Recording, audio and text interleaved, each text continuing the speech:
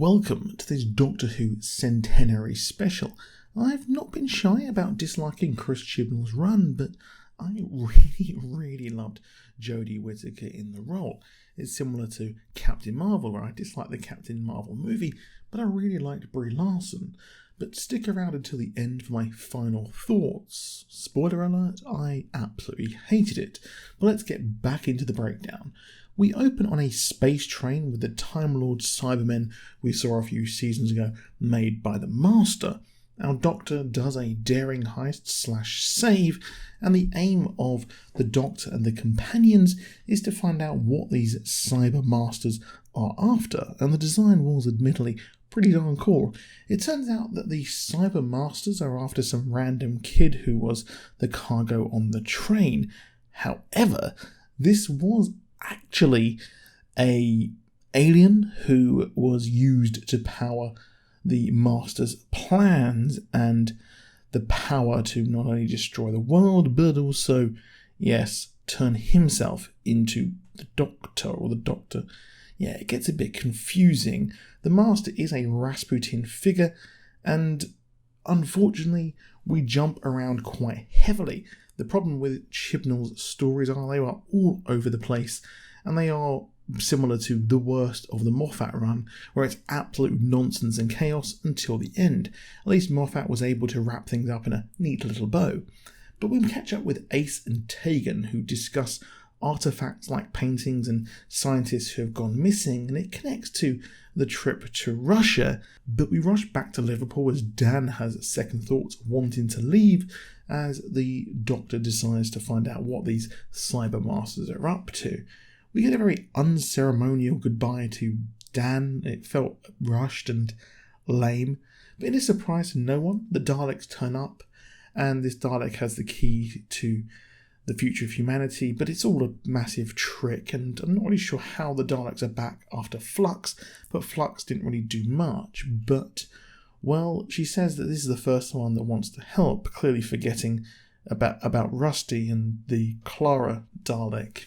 Yes. Cutting right back to Russia, the Master is indeed Rasputin, as many thought, as the Doctor and Yaz investigates a cyber threat, and it turns out, like I said, this kid was a Quarongs? I've probably butchered that name. But one of the coolest things was seeing a unit back. Now, what's interesting is that this subplot of the Cybermen inside this building of unit is very much like that story where we saw Rose die, I thought. It was very much like that. And the whole thing very much felt like the Stolen Planets, probably forgotten the name there, Journey's End. All of the paintings that have been stolen were turned into the Master, which I don't know if that's supposed to be kitschy, but it was absolutely cringe. And the missing seismologists have been turned into action figures explaining where they went. And the figure that the, quote, Doctor sent to Ace and Tegan, that's going to be important. The Master is captured, which, come on, he obviously wanted to get in there. And, well, his plan was to use the toy Cyberman as a Russian doll, which, less said about that, the actual better. Turns out he swallowed the Cyberium, which is a Cyberman battle computer. I could be wrong. I thought this was given to Shad or mentioned in Revolution of the Daleks. So I could be wrong there. I'm not a huge in Doctor Who font of all knowledge like I am on some other subject. But we then cut to the afterlife of the Doctor as she has been turned into the Master. We see the different personas. It's a whole thing where they're like a limbo for the different Doctors, the classic Doctors there. Again, I've never only watched a few episodes of old Doctor Who with my father on UK Gold way back in the 90s, so don't have a connection to that. But I'm happy for all the fan service for people who did have watched that. But, well, somehow Graham has returned as, yes, the different bits come together with the volcanoes here but there are far too many storylines going on at once here.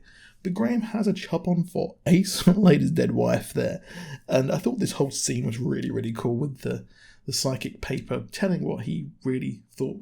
That was neat. I don't know how he returned there. Didn't make any sense whatsoever. But anyway, we have all of this, and the master is then turned back and degenerated, which explains the ending.